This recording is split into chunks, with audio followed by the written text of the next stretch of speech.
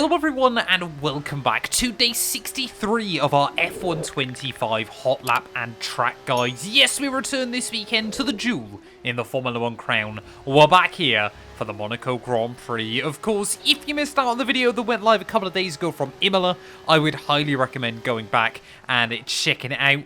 Monaco, it can be a bit of a weird circuit inside the F1 games. Trying to maximise a lap on time trial is so different to trying getting a race run going around this circuit. So yeah, obviously, as always, if you're new and you don't know what this series is about, I basically go through, I provide you with a race-ready F2 setup inside F125. I talk you around the circuit, what gears you want to be using, where your braking markers should be, and any other useful nuggets of information I can provide. And then last but not least, I leave you with a hot lap, of course. As always, timestamps are linked down in the description below if you just want to head to a certain part of this video. I keep getting asked about it as well. I am working on a Google Sheet that you guys will all be able to access, but I want to make sure that I've kind of got everything on there before I release it to the public. Of course, if you do find these videos useful, please make sure you hit that sub button as well. Leave a like. We are getting closer and closer to 15,000 subs on the channel as well at the moment.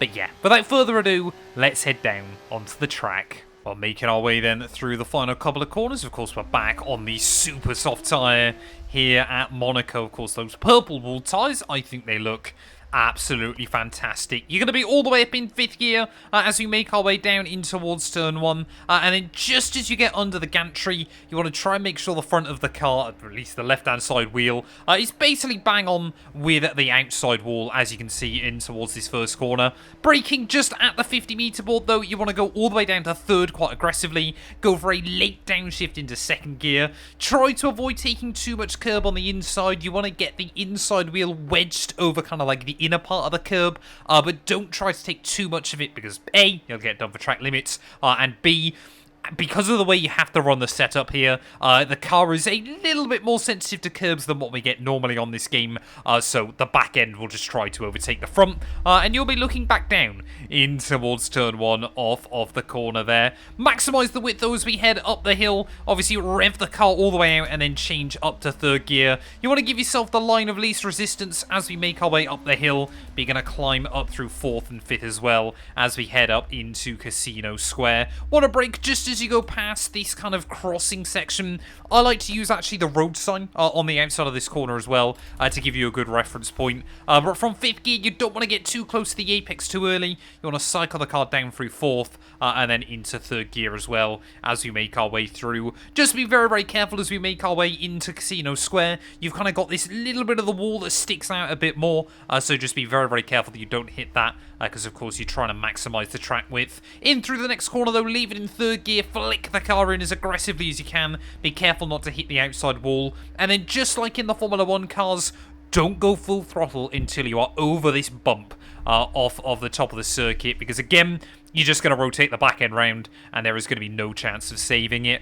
Unlike real life, you don't have to avoid the bump on the left hand side of the circuit anywhere near as much as you do IRL. Back up to 4th gear then before you are on the brakes just at this yellow gate on at the outside there. You will lock up the inside front, but there's nothing really you can do about it just as the circuit falls away.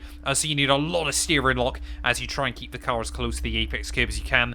Just as you see the exit of the corner, that's when you're going to get on the loud pedal, and then pretty much immediately you're back on the brakes once more. You can leave it in 2nd gear through these next couple of corners, but I would recommend trying to get the car down into 1st, which is not something we do that often inside F125. Be really careful though as you try and get back on the throttle on the exit, and then just as you lift off through here, that is when you want to change up to 2nd gear. Really try to take as much of the inside curb as you can, and then down the hill once more, maximising the track width. Brake just after that little hole in the wall on the outside there. Again, leave it in 2nd gear, but try to get on the throttle as early as you can as we make our way out of Portier there. Just be careful that you don't take too much of the outside curb, otherwise it'll throw the back end of the car around and you'll just lose speed down through the tunnel. All the way into 5th gear though, once again, bring the car over to the left-hand side as we make our way down the hill, but then you want to be getting it, aiming for that 100-meter board on the right-hand side once again. As soon as you get past that, that is going to be a braking marker. From 5th gear, you want to try and get the car all the way down to 2nd, lean on the engine brake as best as you can, flick the car in nice and early, be careful that you don't take too much curb on the outside there, but then get on the loud pedal as early as you can. Once again, you want to be full throttle before you go past the exit of the wall. Down then in towards what might be my favourite corner of the lap. You want to be up in 4th gear, just after the 50-metre board, blend the throttle through, have a little bit of a lift, nudge the brake if you need to, but leave the car in 4th gear to try and maximise the width through the exit there. And again, you're leaving it in 4th, as we make our way in towards the chicane as well. Be careful of the wall on the inside and the outside, and then just as you get the car straightened up, you want to go down 1 gear, throw the car in, take plenty of the apex curb, try to avoid getting on the sausage curb on the exit, and then again at full throttle as early as you can. In towards the final couple of corners though, you want to brake just between the UBS and the Pirelli signs there. From 3rd gear, you want to go all the way down to 1st, really try to hug the apex as best as you can, and then on the exit, try and be gentle on the loud pedal. Again, get up to 2nd gear, ready for the final corner, turn in nice and early, aim for the inside wall through Anthony Nogue, and then get the throttle down once again for the blast back towards the finish line. You should get a lap time done here in about 1 minute 17 seconds. It is fast, it is aggressive, and it is really, really difficult to get hooked up. Just one of those things, I think, where some of the nuances of the Formula 2 car on this game can make this circuit very, very difficult to drive around. But there we go. If you can get a lap hooked up, that is super important. But of course, as always, it's far more about your consistency than having the 1 lap pace. Let's head back to the pit lane though, and I'll talk you guys through the setup. Having a look then at our global leaderboard. As you can see, we're about a second away from the top leaderboard time. Nail, actually, fun fact, I beat him in a WOR season a couple of years ago, and apparently he's twice inside the top 6 as well. We line up 53rd though, which I'm pretty happy with. Definitely a couple of extra tenths in the car. I probably could have got down to about, 25th in the world, I think, if I absolutely nailed it. But of course, as I've mentioned before, there's only so much point in showing you like a perfect lap here if it's going to be impossible to emulate. Plus, you can do some trickery with the walls as well, which I've got no interest in. Of course, it's Monaco. You're running absolutely maxed out downforce around this circuit. That should come as a surprise to absolutely nobody. 145 though for your on and off throttle diff. Again, the off throttle you want a bit more locked than you would normally because, you know, so much of this circuit's trying to rotate it around and obviously low speed traction zones as well there. Suspension geometry, absolute minimums. You don't need to worry about tyre wear around this circuit particularly either. So yeah, you can afford to run that really, really aggressively. Suspension 38.4 front and rear. Again, obviously a lot more extreme than we've seen in a lot of other venues, but 12 front anti-roll bar, but only 4 on the rear. Again, where this circuit is so traction dependent, you want to allow the rear of the car to squat quite a lot on corner exit, so you want a very, very soft rear anti-roll bar.